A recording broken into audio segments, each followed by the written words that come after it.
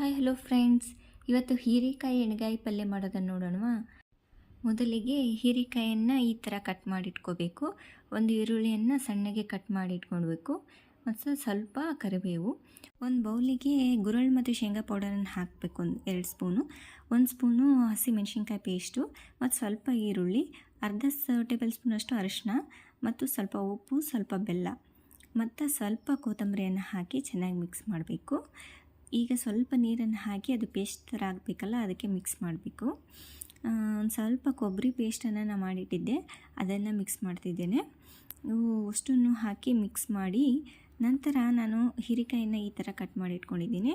ಇದರಲ್ಲಿ ಆ ಪೇಸ್ಟನ್ನು ಫಿಲ್ ಮಾಡಬೇಕು. ಮಧ್ಯದಲ್ಲಿ ನೋಡಿ ಈ ಥರ ಫಿಲ್ ಮಾಡಿ ಎಲ್ಲವನ್ನು ಈ ಥರ ಮಾಡಿ ಇಟ್ಕೋಬೇಕು. ನಂತರ ಒಂದು ಪಾತ್ರೆಗೆ 2 ಟೇಬಲ್ ಸ್ಪೂನಷ್ಟು ಆಯಿಲ್ ಹಾಕಿ ಅದಕ್ಕಾದ ನಂತರ 1 ಸ್ಪೂನ್